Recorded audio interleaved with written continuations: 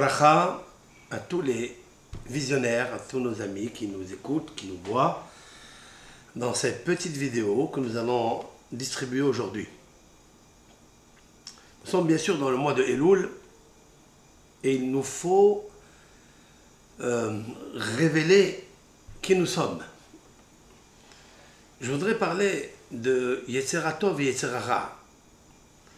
À savoir que des fois notre Yetzer Hara c'est notre Yetzer Tov. Et notre Yetzer Hara c'est notre... Et notre Yetzer Tov c'est notre Yetzer Hara. Ils sont... On ne sait pas qui fait quoi. Je ne sais pas à quel moment, quand je fais la mitzvah, je fais une mitzvah, ou quand je fais une avera, je fais une avera. Tout est mélangé, c'est devenu un. Le travail de l'homme, c'est de les séparer. Mais après avoir fauté une fois, il est très difficile de séparer le Yetzer Hara du Yetzer Tov. Parce que tout ce que l'on fait, on pense que c'est Yetzer Tov, qu'on est dans le bon chemin. C'est pas vrai. Je veux expliquer ce que je suis en train de dire à travers un commentaire que la Gemara, dans le traité Ketubot, page 105b, concernant un des versets cités dans la paracha que nous avons lu Shabbat.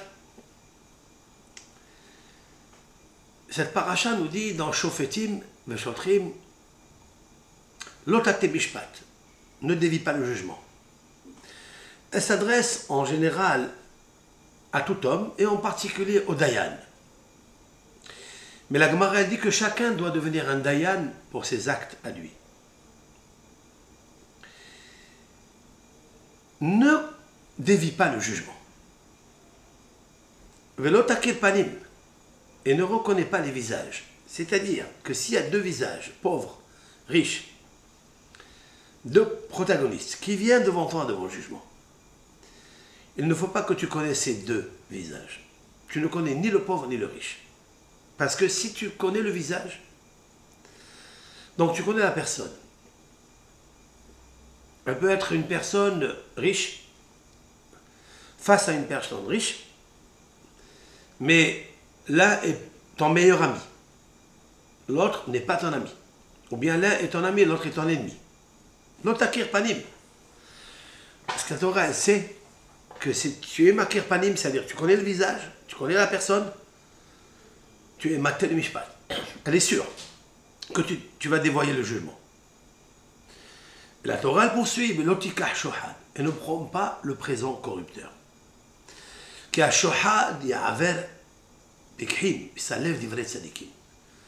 Car le présent, il abîme tes yeux du cerveau et il te penche le cœur vers le dévoiement de la halakha. Nos sages ici dans la Gemara Ketubot, Amarava, Maïta'ama de shohada. Pourquoi il est interdit de prendre un shohad, un présent? Kevan de Kabil les réponses. Lorsque le Dayan ou une autre personne concernant d'autres événements, d'autres situations, lorsqu'il prend le shohad,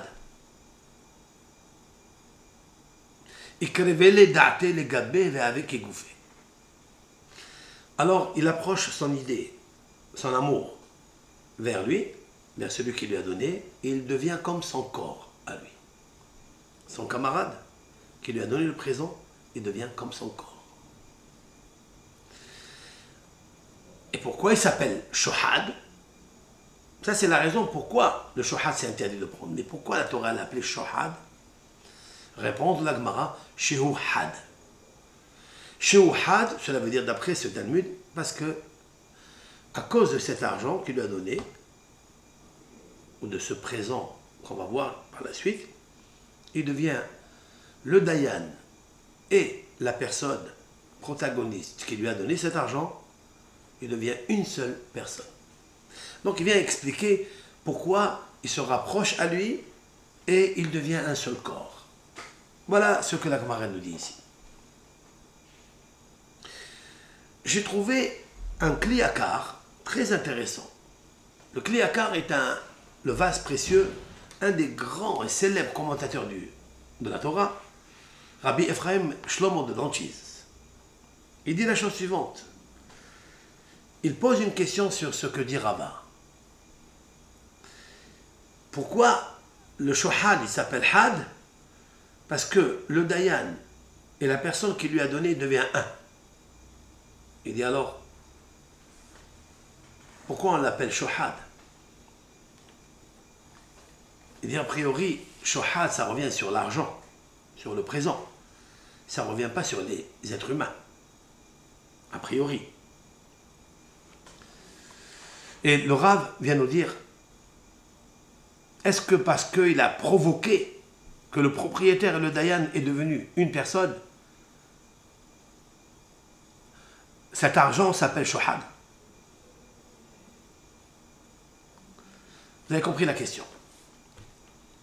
C'est vrai que le shohad, cet argent, a amené le dayan et la tierce personne à une seule personne. Parce qu'ils se sont rapprochés, ils se sont aimés à cause de ça, de l'argent. Mais ça n'est pas pour cela que le shohad s'appelle les hommes, parce qu'ils sont devenus un. Parce que l'argent s'appelle le shohad. Et le Rav d'expliquer autre chose. Je vous lis.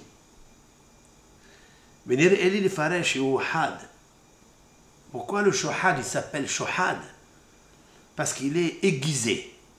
Pas had, ça veut dire un. Non. Parce que l'argent, il faut le voir comme un couteau. Cet argent qu'il a pris, c'est elle qui va trancher comme un couteau la halakha. Ça n'est pas le dayan. Un dayan qui a reçu le mammon, qui a reçu des pots de vin, il a perdu le divin. Vous savez pourquoi on les appelle des pots de vin? Parce qu'à cause du vin que le serpent, il a donné à Hava, et elle a bu, elle a fait boire à son mari, il lui a fait la peau. Peau de vin. Et c'est pour ça d'ailleurs, elle a perdu toute la peau unique qu'elle appartenait dans le Gan Eden. Et c'est pourquoi la raison pourquoi le serpent mue parmi tous les autres animaux et bêtes sauvages. Comme il a fait la peau à Adam Arishon, cette peau que nous possédons, comme l'explique Rabbi Moshe Cordovero, cette peau que nous avons, elle transpire. Elle vient du serpent. Le venin, le shohad, qu'il a intromis dans Adam. Sauf que le shohad qu'il a intromis, dans le présent qu'il a intromis, le nahash dans Adam et Hava, au lieu qu'il soit had, qu'il soit un, comme ils étaient jadis avant la faute, dans le Gan Eden, ils sont devenus très, deux, et se sont séparés. Ça veut dire que had, shohad, c'est had kasakin. C'est parce que l'argent taille et tranche comme un couteau.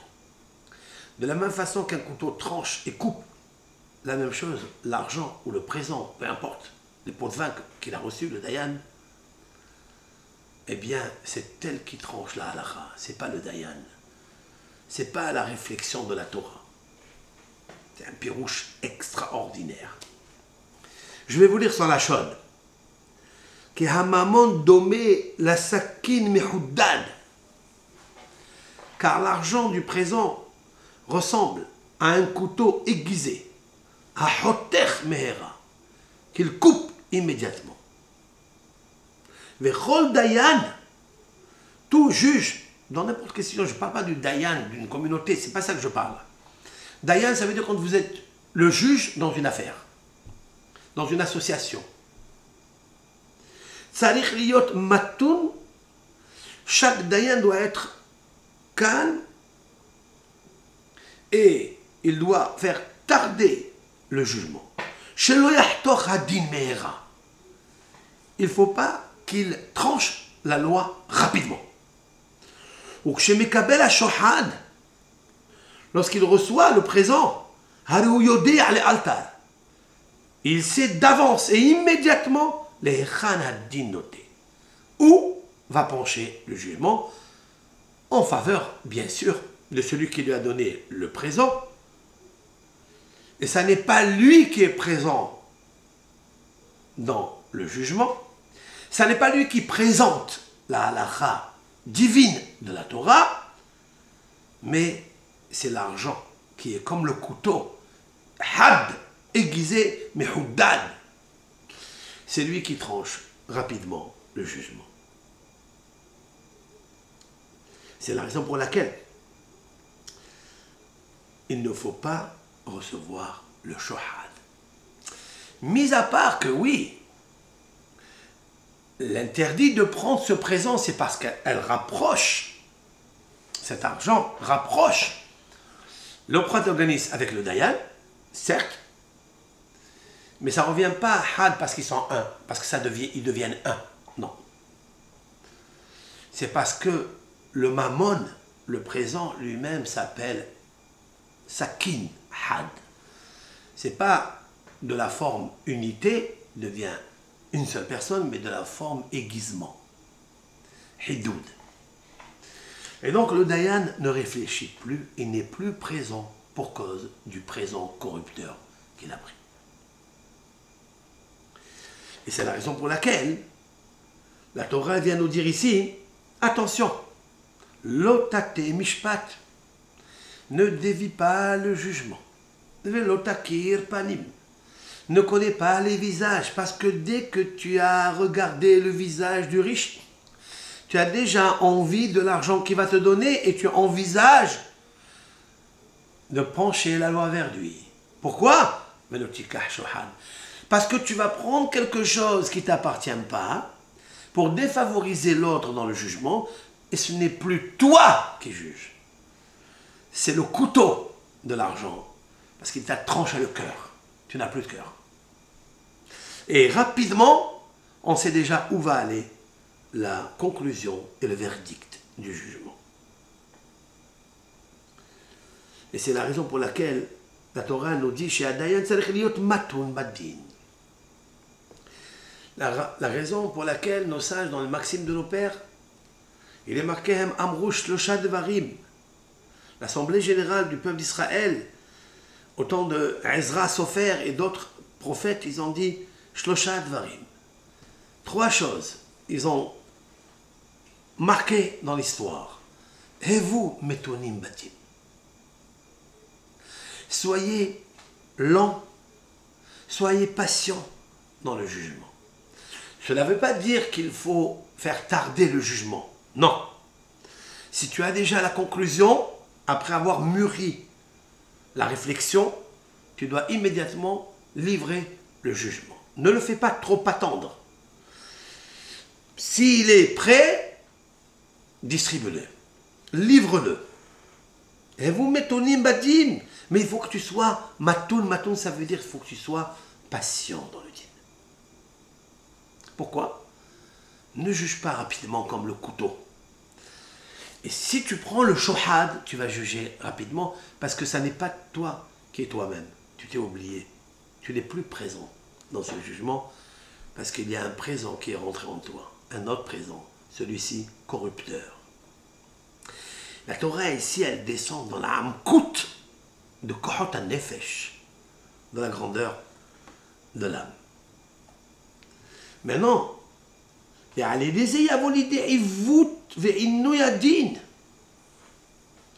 dit lorsqu'un homme il n'est pas patient parce qu'il a reçu le shohad, à ce moment-là il a torpillé le jugement. Et quelquefois, lorsque le protagoniste s'est rendu compte, le dayan n'a que une seule chose, à retarder le jugement. On appelle ça faire souffrir le jugement. Et nous, il y a din. La Torah elle nous dit attention, attention, tzedek, tzedek, tirdof. Les fichiers à Navi, ma'ashim et Israël, be'omro, tzedek yalinba. Tzedek, tzedek, tirdof, lorsque tu as le jugement, dis-le de suite. N'attends pas.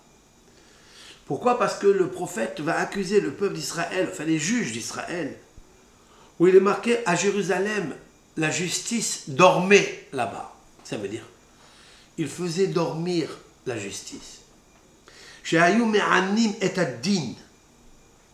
Il faisait souffrir la loi. Il ne disait pas la loi rapidement. Et on ne sait pas pourquoi.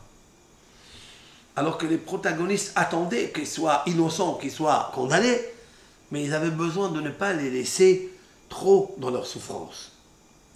Donc faire souffrir envers Akadosh Baruch Hu et la Shekhinah. Et le Rav de dire quelque chose d'extraordinaire en deuxième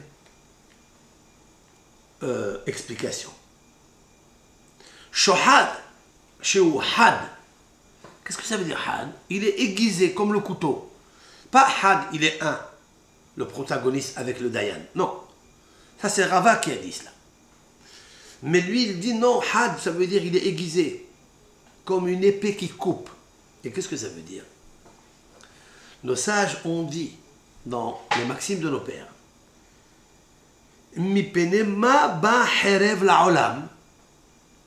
Pourquoi il y a des guerres dans le monde?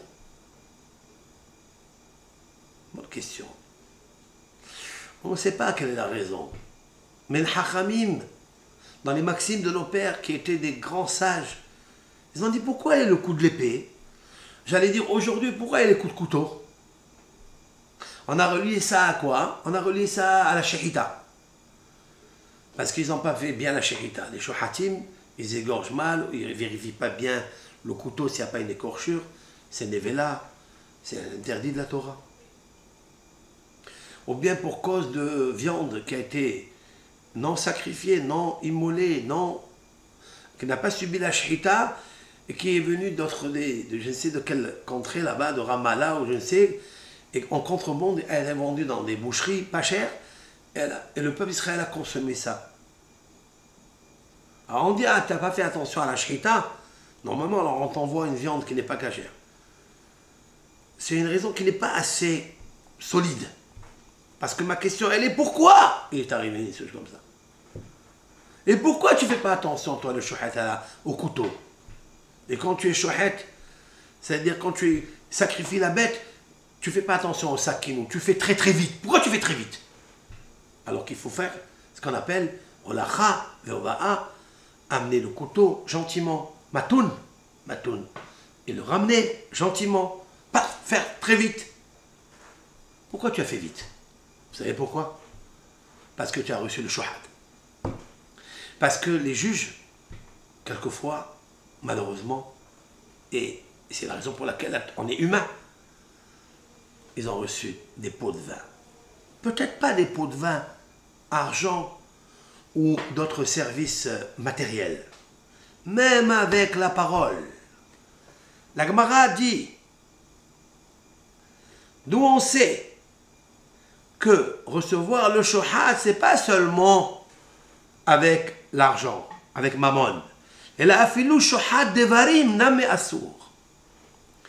Si par exemple, un jour, tu as rencontré une personne et tu avais besoin qu'on te lève le fardeau que tu ne pouvais pas lever, lourd, et une personne, elle vient d'elle-même, elle te dit, Rav, je vais te prendre avec toi. Je vais te prendre le panier. Je vais t'apporter une lettre, je vais t'apporter des livres. Tu lui dis, quel est ton salaire pour ça? Pourquoi tu agis comme ça en ma faveur? La réponse est parce que j'ai un jugement que, avec une personne, je dois venir vous voir. Finish. Tu n'as pas le droit de le recevoir. Je cite la Gemara. La Gemara dit, le shohad lotikah, ne prends pas le présent. Et non sarich lomar, shohad mamon. Je n'ai pas besoin de dire seulement le présent qui concerne l'argent, les moyens financiers, des moyens matériels. Et la afil ou shohad devarim name assour. Même un présent, une bonne parole, ça aussi c'est interdit. D'où je le sais? Midelaktiv betza lotika. La Torah aurait pu formuler de cette façon. Betza, ça veut dire l'argent. Lotika ne prend pas l'argent ou tout ce qui est rapport avec l'argent. Elle n'a pas dit ça, elle a dit shohad. Ça veut dire tout ce qui peut te relier avec cette personne, avec une bonne parole, ça aussi c'est assourd. Comment et en quoi consiste un présent corrupteur par des paroles, que par des paroles? La Gemara cite quelques anecdotes des rabbins du Talmud que Shmuel avar b'mavra. Shmuel était en train de passer dans le pont, sur le pont. Atahoua gravra, il est venu cet homme-là, Yahiv le yadeh, il lui a donné la main, il l'a aidé à passer la passerelle. Il dit, pourquoi tu me rends ce service? Qu'est-ce que je dois, moi, te rendre? Amarle, dina ekli. Il lui a dit, j'ai un jugement avec une personne et je vais venir chez toi. Immédiatement, Rava, il lui a dit, psilna lach ledina. Psilna, ça veut dire je suis pas seul, pas pasilna. Il y a deux façons comment on peut lire ça et beaucoup font l'erreur. Pasilna lach, ça veut dire je te rends inapte au jugement. Non. Psilna, avec un shva. Psilna lach ledina. Je suis moi, le dayan, pas sous impropre de te rendre ce jugement-là. Pourquoi? Qu'est-ce que j'ai fait? Je t'ai rien donné. On n'a pas besoin de donner des moyens financiers, des objets matériels, des cadeaux, des cigares. Je n'ai pas besoin de ça. Même qu'il lui a dit juste une parole, juste il lui a levé la main, il lui a donné un coup de main. Ça aussi, le dayan est impropre. Pourquoi? Ça had. Parce qu'il devient, lui et lui, il devient un seul grâce à cette parole-là. Parce que quand tu me dis une bonne parole, je me rapproche de toi. Une seule, un compliment, une seule parole bonne, douce, je te rends mon camarade. Et la camarade va citer plusieurs exemples de ce genre-là. Le Rav, il avait sa veste, elle est tombée. Il y avait une personne qui était à côté, lui a levé la veste. Il lui a dit, qu'est-ce que je te dois? Il lui dit, écoutez, j'ai un jugement, est-ce que vous pouvez être mon dayan? Il dit, je ne peux pas être ton dayan.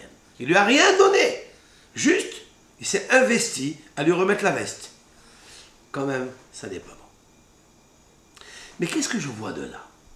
Que même une petite parole douce, un compliment, le dayan qui est un juge, qui est chacham batorah, il devient complice, comme un seul corps avec celui qui lui a dit ça. Je profite de ça pour le couple. Vous savez, des fois, on est séparés. L'homme, la femme, malheureusement, ils sont séparés. Ils ne se parlent plus. Juste une parole. Une bonne parole. Tu ne lui donnes rien. Rien qu'une petite parole douce. Il devient had, il devient had. On le voit de là. Si déjà le dayan, qui est un corps étranger, un homme étranger, qui est censé connaître la loi de la Torah et avoir la peur de Hachem, parce que c'est Hachem qui fait le jugement. Comme il est marqué dans les psaumes, Elohim nitzav ba'adat el. Elohim, c'est-à-dire la justice de Hachem, c'est elle qui est présente dans la communauté des dayanim. Donc il est là, Kalevoko, tu ne peux pas lui mentir. C'est lui qui fait le jugement. Et toi, avec toute ta chokma, toute ta Torah, ta yirat shamayim, comme même la Torah, tu ne reçois même pas une parole de celui qui va venir un jour te demander un jugement. Pourquoi? Parce que cette parole-là, elle te rapproche à lui, elle te rend comme un seul corps. Ça, c'est un homme étranger. A fortiori, à plus forte raison. Toi et ta femme qui sont déjà un premier corps, à l'origine. Que même si tu ne sais pas, tu peux ramener le faisceau lumineux, le vaisseau spatial, tu peux le ramener avec une seule parole douce. Et tu ne le fais pas. Ça, pourquoi? Parce que, malheureusement, le shohad, il est had kasakin. Parce qu'un jour, tu as dit une parole mauvaise qui coupe et qui tranche rapidement le divorce, la séparation. C'est ça, shohad lotika. Jamais ne prends le shohad, c'est-à-dire quelque chose qui est comme le couteau, qui est had, qui est aiguisé, parce que cela, l'otakir panim, tu ne verras plus les visages. Les visages étaient comme ça, jadis, quand ils sont nés, Adam et Hava. Pourquoi les amis ensemble, comme ça, l'un qui regarde l'autre. Bien qu'ils étaient si à moi, comme ça, tourne-dos, Dieu n'aime pas les tourne-dos, comme je dis toujours.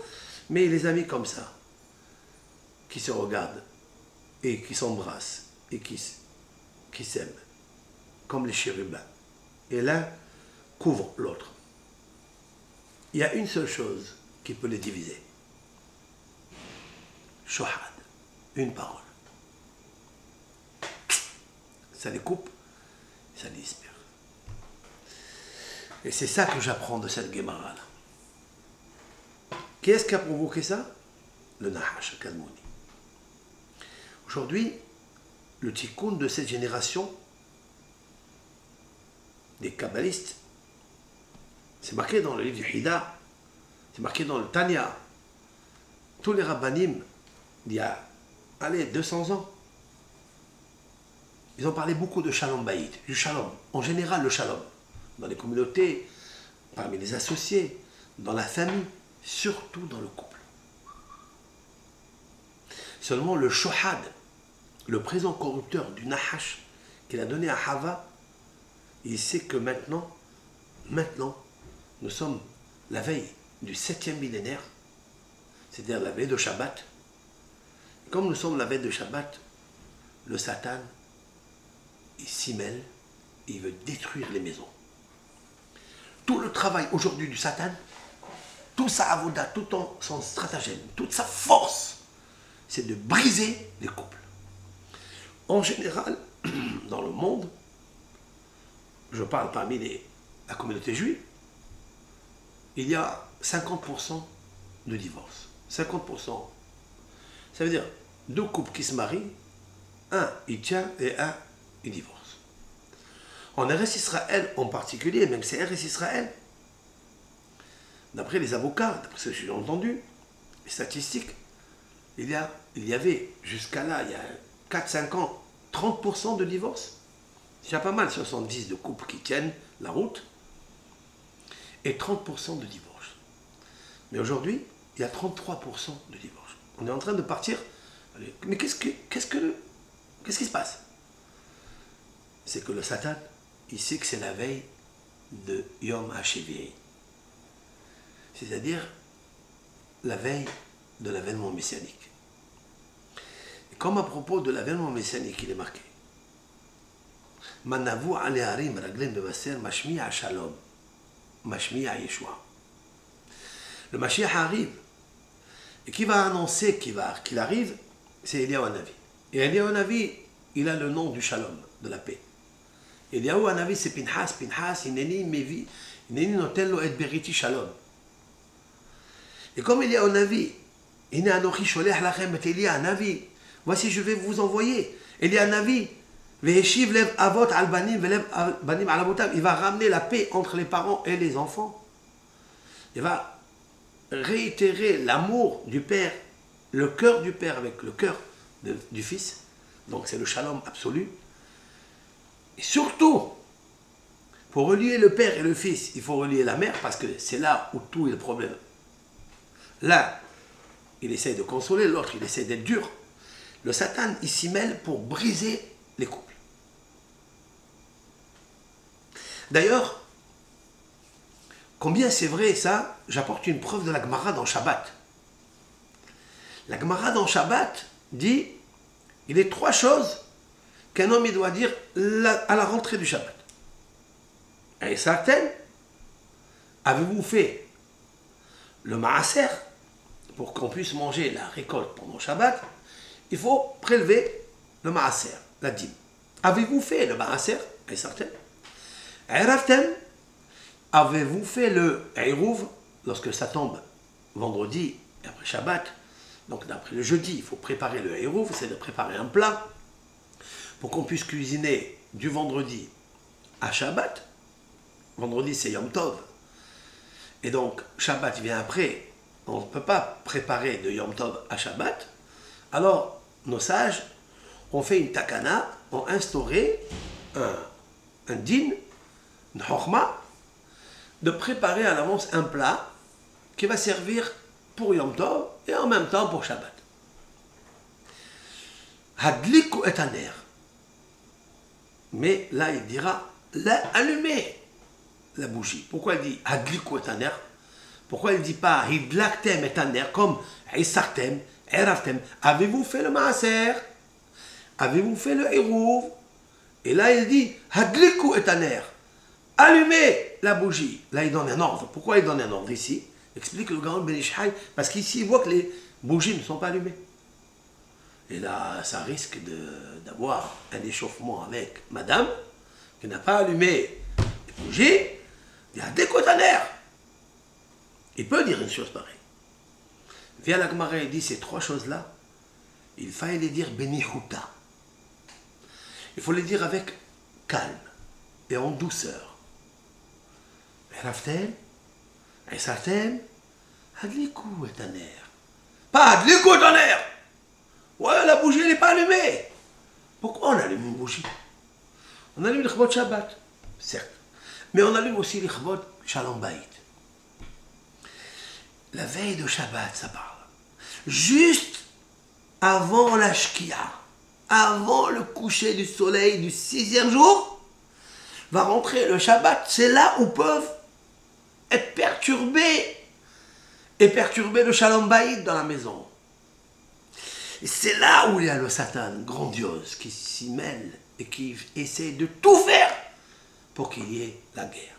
Combien de couples se sont brisés, la brisure des vases, pour cause de cette lumière qui n'est pas allumée Shabbat, ou d'une table qui n'est pas bien posée, ou parce qu'il manque la tchouk-tchouka ou la salade, ou la prila, ou je ne sais pas quoi. Combien? Est-ce que c'est normal ça? En vérité, c'est pas normal. Mais même le couple lui-même, il ne sait pas ce qui lui arrive. Mais vous savez pourquoi? Parce qu'il y a le Satan qui est en feu. Il est un ange et il est très malin. C'est un roi qui est ancien, très très ancien, mais il est bête. C'est à toi de comprendre la sottise et la bêtise qu'il te propose. Mais comme l'homme ne réfléchit pas, comme l'homme il attend qu'on le serve, et qu'il a tout fait, il a fait tous les clignotes de Shabbat, il est allé, il s'est dérangé, il a transpiré, il a amené, et il voit que la lumière de Shabbat, et Shabbat pour lui c'est grandiose. C'est normal que c'est grandiose, mais pas pour autant d'allumer le feu. C'est la raison pour laquelle la Gemara dit il faut que ces trois paroles-là, même qu'elles sont très importantes, parce que si tu ne fais pas le maaser, tu ne vas rien manger. Et si tu ne manges pas Shabbat, il va y avoir la guerre. Et si tu ne fais pas le hérouv, tu ne peux pas cuire pour Shabbat. Alors comment tu vas faire? Il va y avoir la guerre. Si tu n'allumes pas la bougie qui vient pour réparer la faute d'Adam Arishon, encore pire, tu vas faire encore un empire de guerre. La Gemara dit il faut qu'ils les disent à voix basse, avec douceur. Pourquoi? Parce qu'il est marqué, il ne faut pas allumer le feu dans tous tes domaines.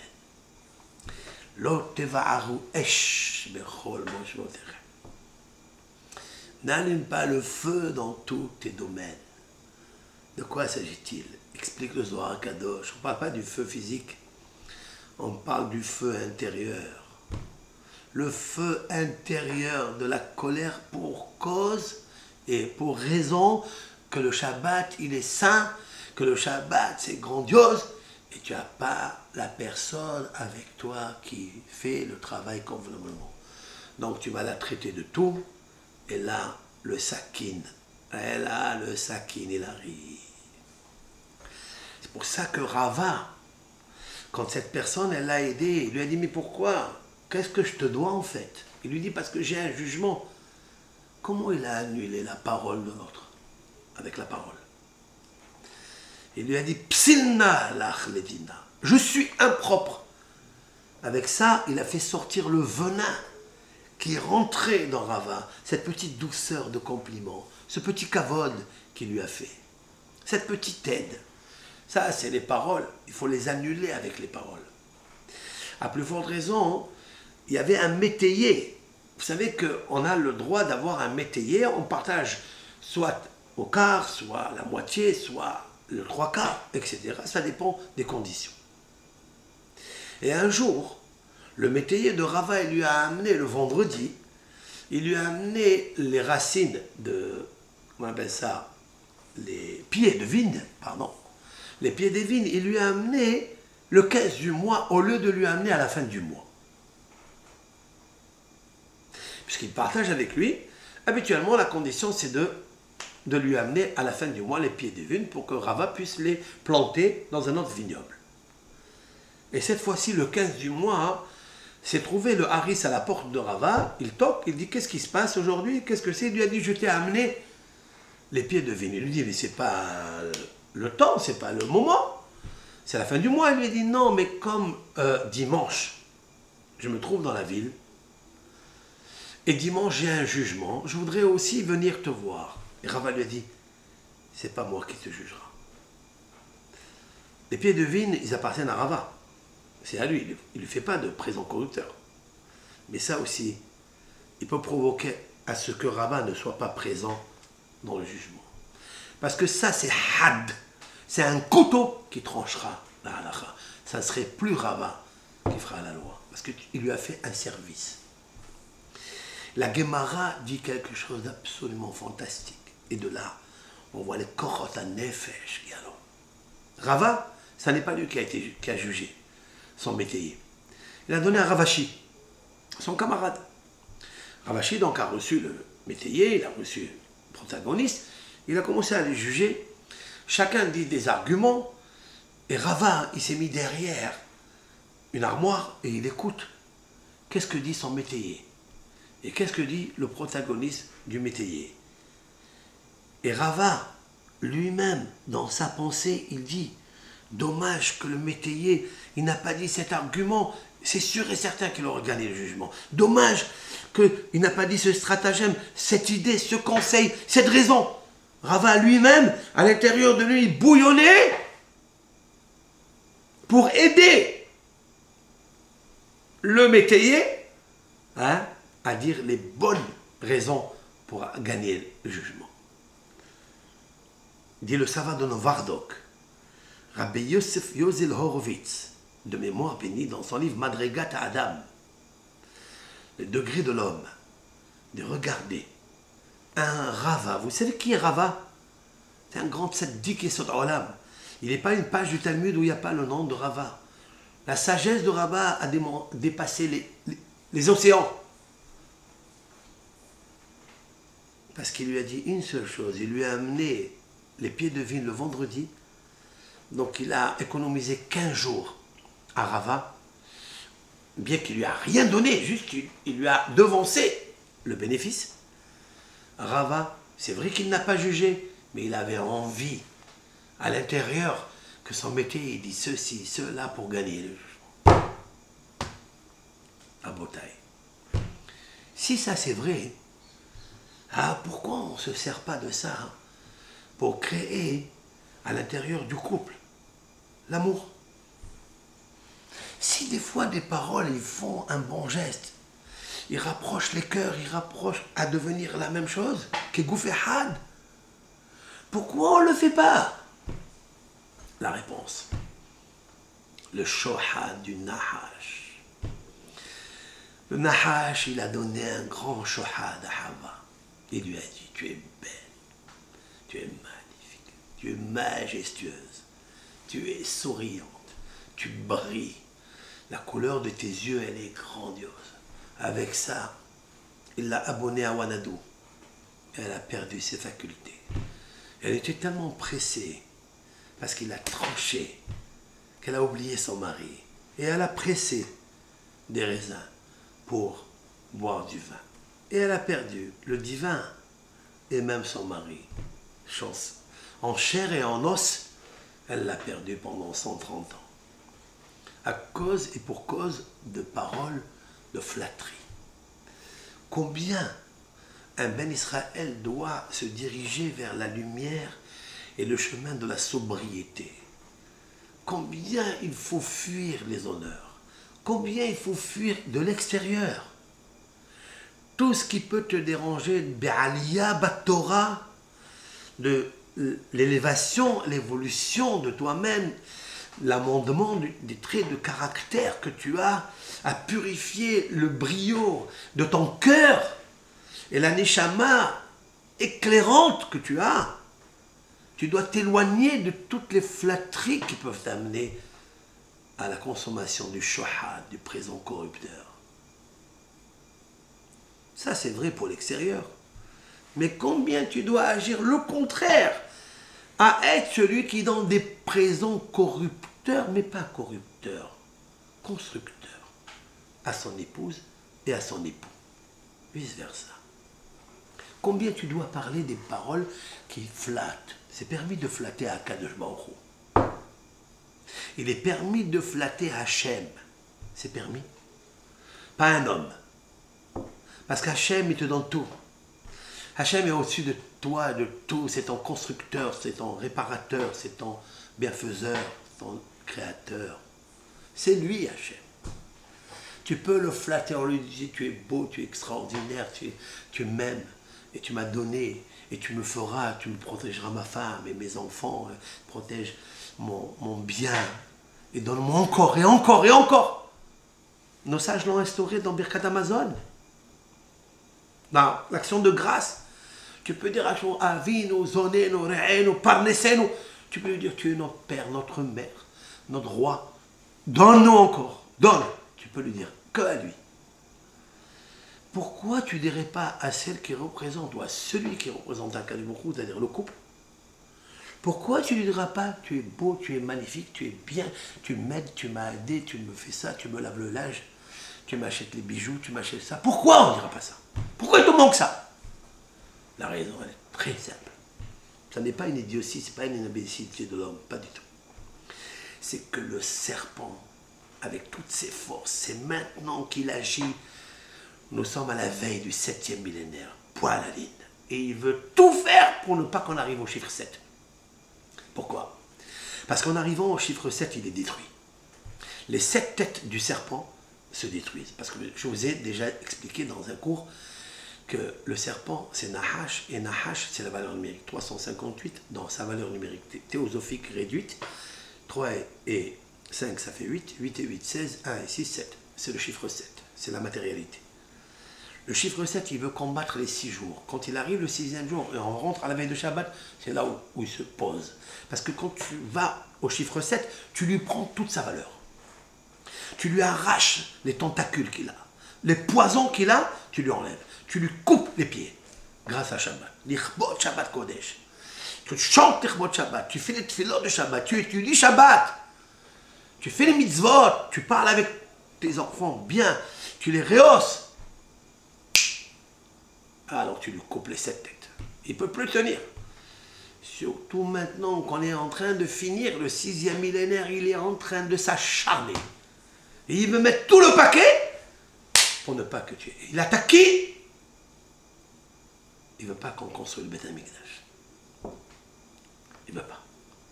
Il ne veut pas que Tzion et Jérusalem y soient hommes et femmes. Hakadosh Baruch Hu, la Shekhinah réside parmi nous. Il ne veut pas. Comment? En détruisant le petit Mikdash, le petit sanctuaire, le couple. Il n'est pas dit dans le Talmud, Ish ve Isha shezachu shechina sheruya benehem. Il n'est pas dit qu'un homme et une femme qui méritent, qui s'aiment, shezachu, que chacun a compris la valeur de l'autre et que c'est pas l'amour en fait, c'est le respect. Grâce au respect, on tisse l'amour. Et je dirais que la condition, peut-être la définition de l'amour, c'est le respect. Ce n'est pas tous ceux qui aiment respectent, mais tous ceux qui respectent aiment.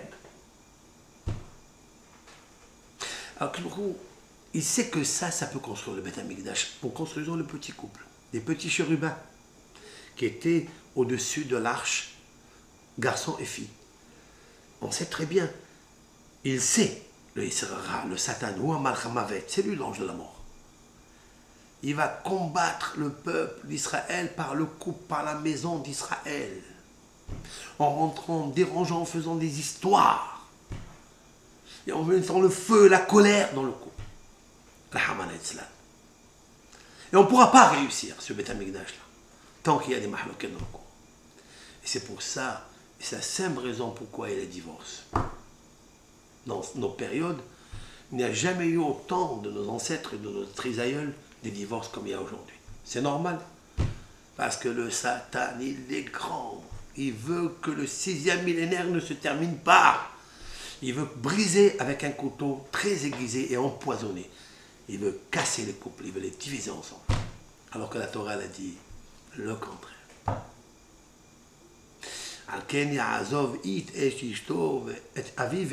Pardon, un homme il abandonnera et son père et sa mère, pas son père et sa mère. Dieu préserve. Il est mitzvah d'honorer ses parents, mais et, ça veut dire ce qui est secondaire à son père et sa mère. Les habitudes qu'il avait dans la maison ou qu'elle avait dans la maison, il faut les abandonner. Vedavak beishto. Il se collera à sa femme, pas s'attache. Coller, qu'ils deviennent un. Ça veut dire que quand on déchire le dossier, ils vont mal, ils vont très mal. Il y a un craquement qui se fait, on écoute.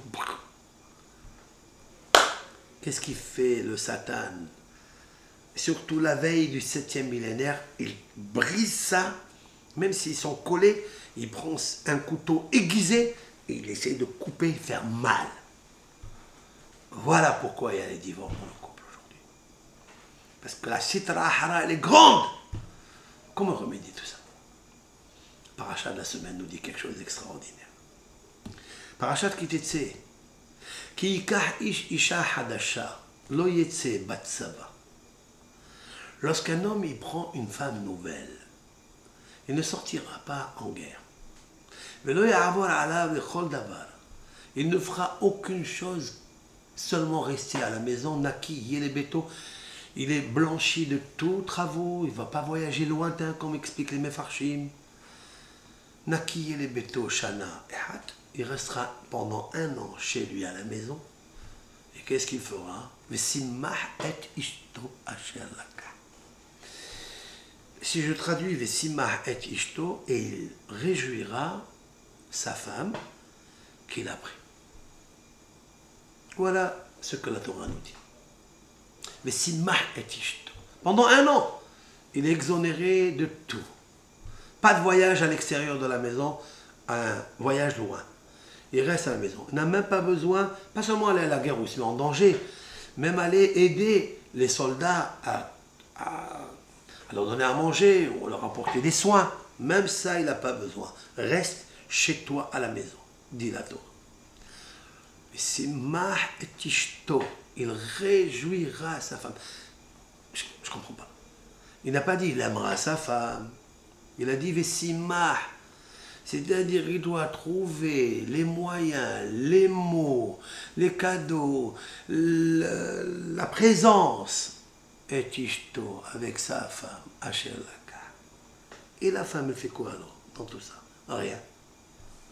La Torah, elle nous dit, si tu veux réussir la guerre, la voilà. Vesimach et ishto Asher Laka. Rashi dit, Vesimach et ishto, il réjouira sa femme.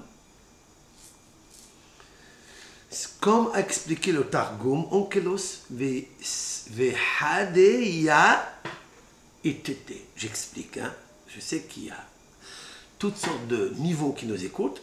J'essaie d'être le plus concis, circonscrit et circoncis.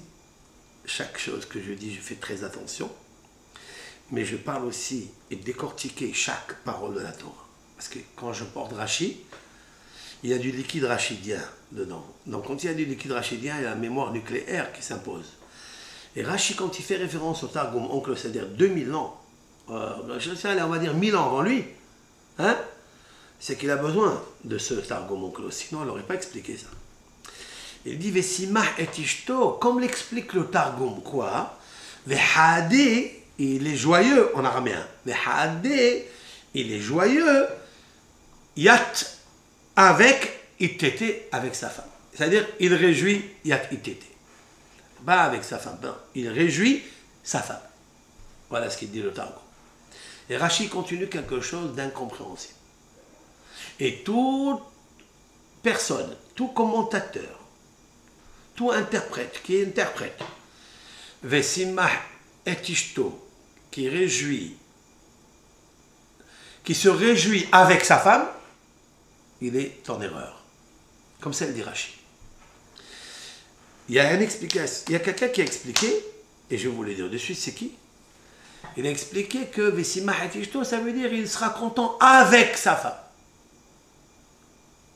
Ça veut dire lui, il est content d'un côté, elle est contente de l'autre côté, et ils se réjouissent les deux. Rachid dit non, non, non, non, n'accepte pas ce commentaire. Il est faux, il est erroné. Pourquoi? Parce que Vesimah, Velo, Vesamah, si c'était comme l'interprète, qu'il faille être joyeux avec sa femme, il fallait dire Vesamah. Dans le Dikdouk, Vesamah, conjugué, et il soit réjoui avec sa femme. Mais là, ce n'est pas marqué Vesamah, c'est marqué Vesimah. C'est lui qui fait l'action de rendre joyeux sa femme.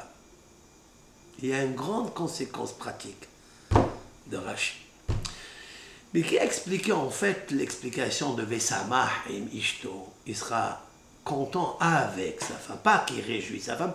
Targum Yonatan ben Oziel. Vous savez qui est ce Targum Yonatan ben Oziel? C'est l'explication araméenne de Yonatan ben Oziel, le disciple de Hillel Azaken, ça veut dire 2000 ans. Le docteur de la Mishnah célèbre. Parmi les élèves de Hillel Azaken, il y a 2000 ans. Lui, ce Rav, grandiose, ce docteur d'une intelligence insoupçonnée, explique Vesimah et Ishto, Vesamah aim Ishto. Et Rachid dit, et celui qui a expliqué ça, ne l'écoute pas. Waouh!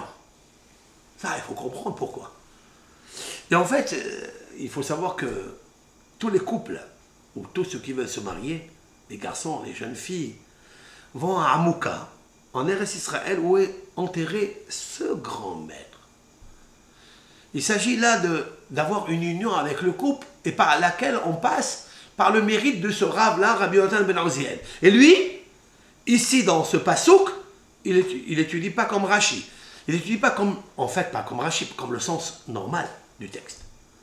Parce que si on vient à voir quelle est la vraie et la simple explication, c'est Vesimah et Ishto, il est marqué. Il réjouira sa femme.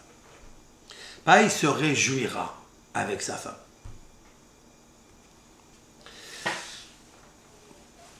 Il nous faut expliquer, il nous faut comprendre. Alors je vais expliquer. Avec l'aide de Hachem, il y a une grande conséquence pratique entre l'un et l'autre. Tout d'abord, je reviens sur le texte. Qu'est-ce qui est marqué? Ki ish isha hadasha. Lorsqu'un homme, il prend une femme nouvelle. Qu'est-ce que ça veut dire? Est-ce qu'une femme nouvelle, ça veut dire qu'il avait une autre?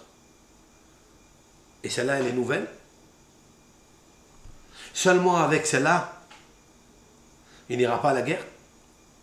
Mais à la guerre, si on a peur qu'un homme il meure, parce qu'il a peur, il a l'effroi, il est timide, intérieurement il n'est pas fort, il n'a pas un cœur de lion, on lui dit, monsieur, reste chez toi. Mia'ish hayarev veracha levav, l'homme qui a peur de ses fautes, dit le Talmud, veracha levav, il a un cœur tendre, il n'ira pas à la guerre. Alors qu'est-ce que ça, voir quelqu'un qui se marie avec une nouvelle femme? Parce qu'elle est nouvelle. La Gemara dit, non, non, on ne parle pas d'une nouvelle femme. On parle d'une femme qui est nouvelle parce que, avec lui, elle est nouvelle. Autrement dit, une femme qui est veuve, qui a perdu son mari, Dieu préserve, ou une femme qui a divorcé, Dieu préserve, qui n'a pas été reprise par son mari, et lui, il a maintenant marié. Pour lui, elle est nouvelle.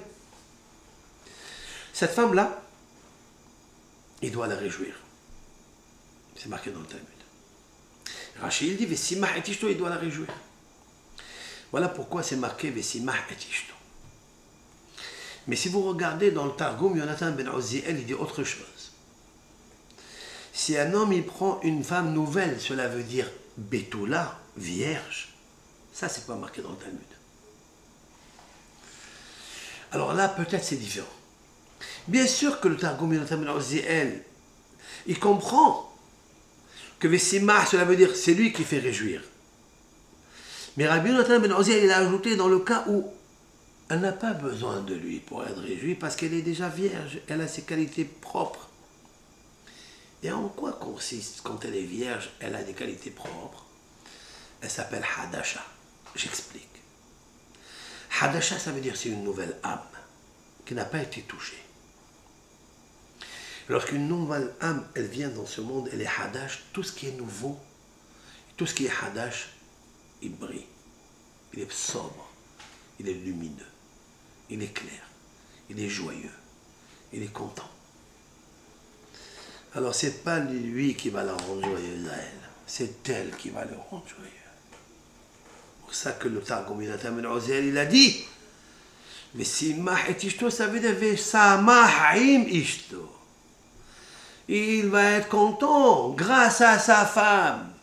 Parce que cette femme-là, elle est nouvelle, c'est une Neshama grandiose, qui n'a jamais subi la réincarnation. Parce que si elle a subi la réincarnation, elle vient dans ce monde, elle va être veuve. Elle va être des fois divorcée. Mais même celle-là, quand tu la prends, dit la Torah, rends-la heureuse. Pourquoi il faut la rendre heureuse et tu dois faire tout le travail? C'est à toi qu'elle compte tout le travail de la rendre heureuse. Parce qu'elle a subi des affronts. Parce qu'elle a été divorcée, aujourd'hui elle est humiliée. Parce que son mari est mort, elle est restée qui a vivé imi azavuni, vachem et asfeni. Parce que mon père et ma mère m'ont quitté, mon mari m'a quitté, je suis restée seule. C'est Dieu qui m'accueille. C'est Dieu qui me prend dans ses bras. Alors si Dieu il la prend dans ses bras, toi, renforce les bras de Dieu. Et dans lui, simah et ishto. Là, rends joyeuse ta femme. Parce qu'elle est triste, elle est meurtrie de toutes ces tragédies qu'elle a subies. Ça c'est Rashi. Il n'y a pas de question sur Rabbi Yotam ben Uziel. Et Rabbi Yotam ben Uziel n'est pas toé tout à fait. Ici, Rashi, lui, quand il parle quand il prend Isha Hadasha, Rashi l'a expliqué, Isha Hadasha, il ne parle pas de vierge Betula, non. Il parle, regardez bien, il parle de Gerusha, au Almana. Une femme qui a divorcé avec un autre, et qui a, ou bien qu'elle a perdu son mari. Pour lui, elle est Hadasha, elle est nouvelle, certes, c'est vrai. Celle-là, c'est vrai qu'il faut la réjouir, parce qu'elle est pauvre dans les compliments. Elle est seule, elle n'a pas de moyens. Alors toi, renforce-la.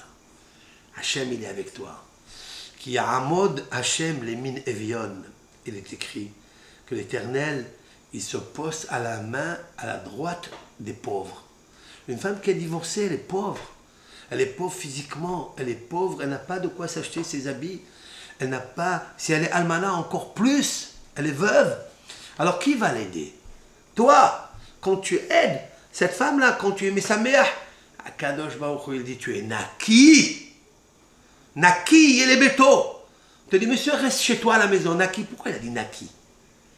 Nun, Kouf, Yud, ce Naki-là. Naki Menechassav. C'est un monsieur qui a eu un beau cadeau de Akadosh Baruch Hu. À toi de la réjouir. À toi de lui donner tous les sentiments d'amour, de respect, d'aide, d'entraide, surtout avec des mots. Naki le beto shanaïhat. Pendant un an, t'occupe de rien. Ne va pas travailler, ne fais rien. Reste là, avec elle. Pendant un an. Mais j'ai qu'à faire. Ça veut dire, on demande à l'homme quelque chose qu'il ne peut pas. Déjà, un jour, 2 jours, tu es étouffé. Tu n'arrives plus. Tu vas avoir un an. C'est ça le travail. Le travail de l'homme, c'est quoi? Prends une femme, marie-toi, et fais des gosses. C'est ça? Non. Simah et tishto. Dans la plus grande mitzvah de la Torah, c'est la simha que tu n'as pas. Et on te dit, va te débrouiller, pas pour toi, pour elle. Alors, Naki et les bétos. Un jour, tu seras blanchi, les bétos, dans la mabba. C'est un grand travail, ça. Mais tu n'as que Isha Hadasha. Mais cette femme-là n'est pas Hadasha, elle a été prise par quelqu'un d'autre. C'est pas grave. Encore doublement de travail. Même qu'elle était avec un autre homme, elle s'est mariée, il n'est plus là, ou elle a divorcé. Cette femme, elle n'est pas neuve. Et là, le Yetzirara, il arrive, il te dit, mais celle-là, elle est d'occasion. Mais qu'est-ce que c'est cette femme-là que j'ai? Bien la Torah, elle dit, Hadasha. Attention, ne pense pas qu'elle est vieille. Ne pense pas qu'elle est usée, qu'elle a été touchée. Non! Assourd de penser comme ça. Parce que si tu fais ça, tu vas rentrer dans une guerre nucléaire à l'intérieur de toi. Et tu ne pourras pas sortir de là. Tu vas aller trouver d'autres femmes. Et tu vas aller regarder d'autres femmes. Et tu vas aller faire les plus graves bêtises de ta vie. Et après, tu perdras la guerre. C'est sûr et certain, tu perdras la guerre. La guerre du Yitzhara. Milhama hazaka, milhama teva. Milhama contre le Yitzhara. C'est pour ça que c'est marqué c'est la milhama. Ce passage du mariage. Il vient intervenir dans une paracha, dans l'emblème, et quand tu sortiras à la guerre. Tu ne veux pas sortir à la guerre? La guerre du Yitzhara. Quand la Torah elle te donne une femme, elle te la présente, elle te la pose devant toi, tu as validé, c'est celle-là qu'il faut voir. Alors tu es naki, tu es sobre. Shahara nikiut, la sobriété. C'est pas naki propre, le linge quand on lave, non, la sobriété de l'âme. Et sache-le, que quand tu as pris celle-là, c'est Akadosh Baruch Hu qui t'a amené. Et si Akadosh Baruch Hu t'a amené sans qu'elle est avec elle, Akadosh Baruch Hu la protège. Et comme il la protège, mais c'est mah et tishto asher laka. Et il doit faire réjouir, doit lui donner la satisfaction, cette femme qu'il a prise. Et là, tu as accompli une grande mise. Tu ne vas pas en guerre, tu n'auras pas de problème dans ta vie. Voilà ce que ça veut dire. Parce que le Yitzhara, il a un ordre, que quand tu n'es pas content de ce qu'on t'a amené, alors il t'amène la guerre. Et tu verras comment tu es bouleversé dans tous les sens. Même que tu arranges un problème, il te sort un autre problème. Tous les tuyaux sont crevés. Il y a des inondations de partout. Tu ne sais pas comment faire. Tu sais pourquoi? Parce que tu n'as pas obéi à un cadeau. C'est quoi? Par contre, ça c'est Rachi. Mais Yonatan ben Oziel, à la Vachalom, lui, il parle d'autre chose. Il parle qu'il a pris une Betula.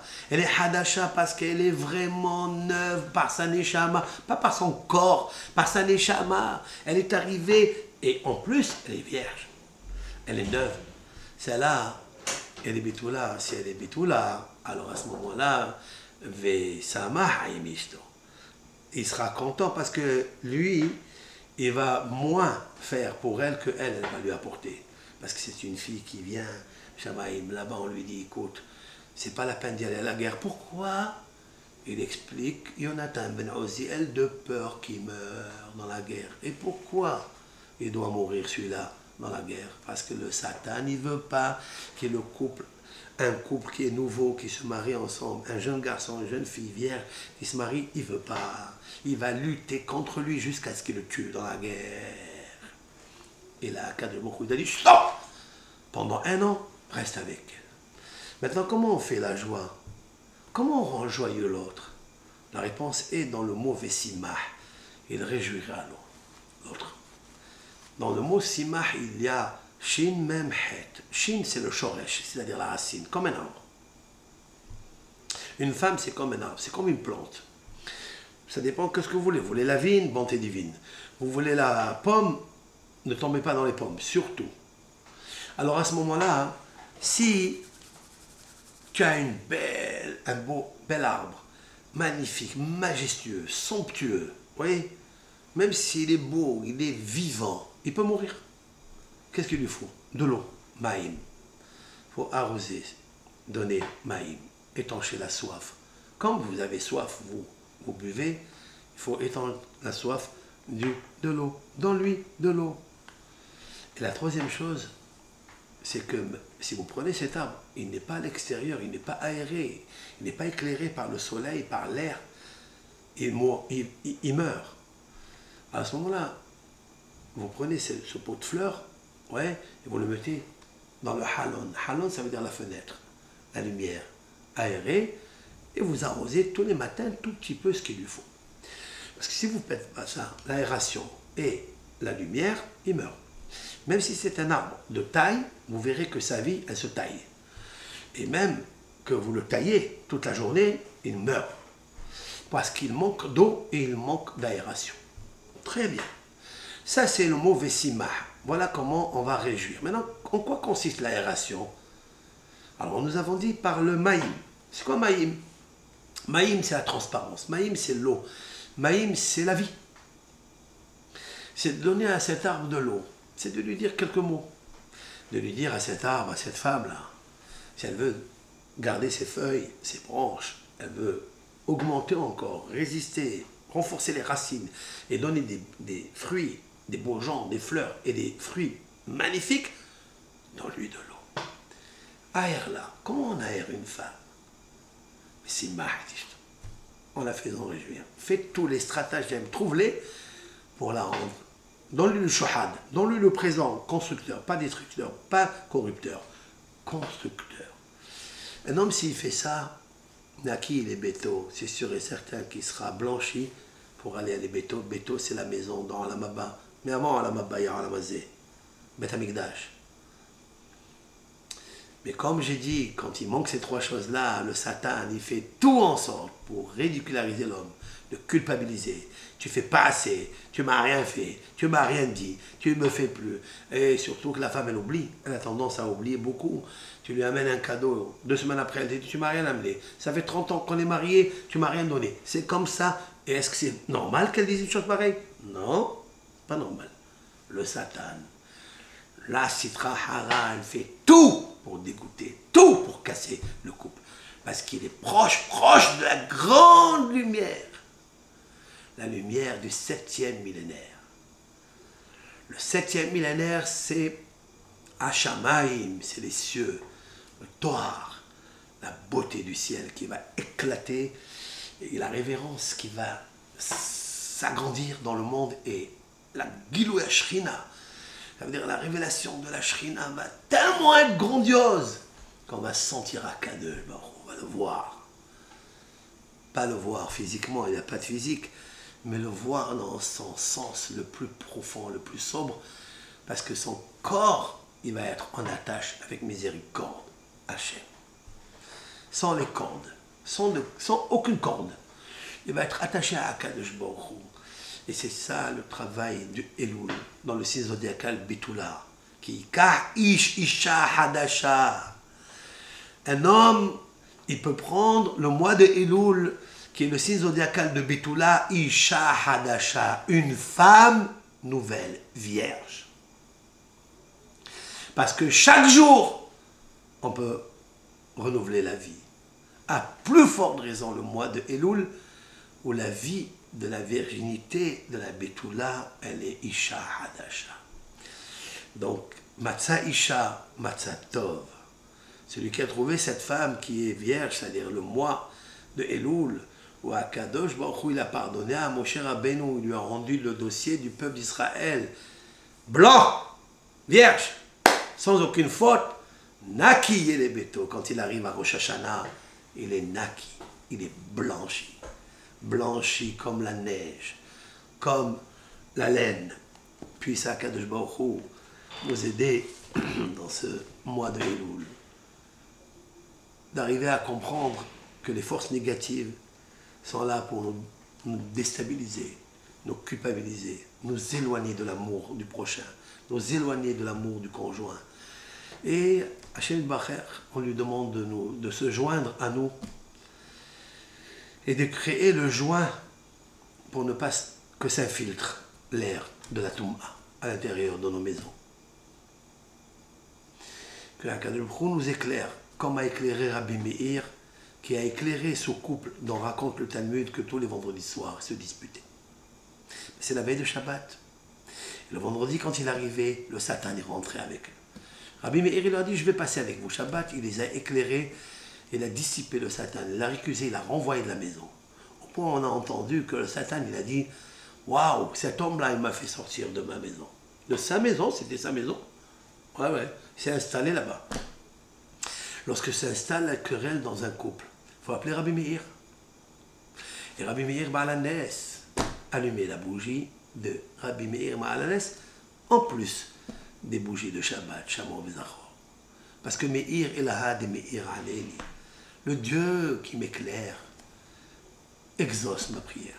Que tous les Shabbats, ça soit bon, ça soit tranquille, benahat, apaisant. Même si on a des petits repas, c'est pas grave, c'est pas les repas qui font tout.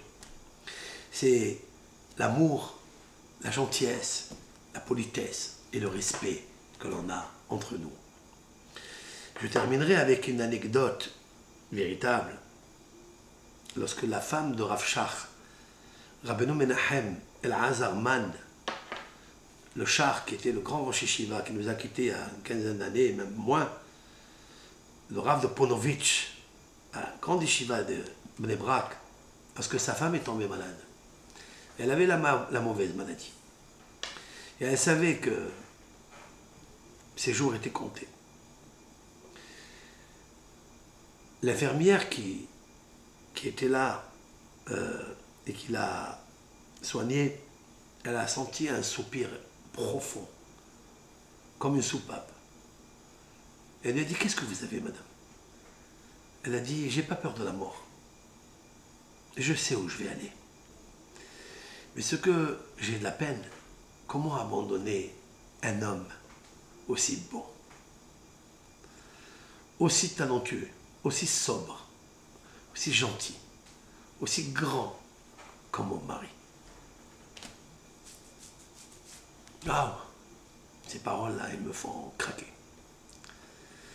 Si toutes les femmes, elles disaient ça de leur mari, si toutes les femmes au monde, elles avaient cette impression et cette pression, et jamais la dépression, de dire sur leur mari qu'il est bon, et qu'il les aide, qu'il les aime, alors on n'a pas peur de la mort. Mais c'est dommage de quitter un grand homme comme ça. Voilà ce que ça veut dire. Ça veut dire que même à Olam Haba, tu ne retrouveras pas une personne comme elle. Donc nous sommes ici dans ce monde, vivons au moins avec le partenaire que nous avons. Vivons avec lui en partenariat, en compagnie, avec la gentillesse, avec l'amour. Amen Keneratson. Basé seulement avec ça. Yavo Mashiach Siskenu. Viendra le Mashiach, où les deux de lui, Yavo Shalom, viendra la paix. Parce que la paix, c'est la paix dans le couple et la paix dans le monde. Elle est grande, la paix. Que même Moshe Rabbeinu, il aimait la paix. Quand il est passé à Midbar Kdemot, dans le désert de Kdemot, il a dit à Melech Sihon, divrei shalom, les morts. Il a dit, je passerai, s'il te plaît, parle avec la paix. Parlons de paix, je ne veux pas faire la guerre avec toi. Moshe Rabbeinu, alav shalom. Je ne boirai pas de l'eau, laisse-moi juste passer, s'il te plaît. Divrei shalom. Avec son ennemi, il parle comme ça. Avec son ami, avec sa femme, avec son mari, à plus forte raison. Voilà donc ce petit shiur, avec l'aide de Hachem, après un petit peu de vacances. Je reviens au direct et au live. Et il y a Ratson que Hachem vous aide, nous aide, et aide le Ham Israël à se construire dans le couple. Et de pardonner l'un à l'autre, de recommencer encore une fois dans ce mois du signe zodiacal, Betula, Kikah, Ish, Isha, Hadasha. Un homme, il prend avec lui une femme nouvelle, c'est-à-dire des bonnes conditions de Teshuvah, Amen Keneratson. Kol Tov Lachem.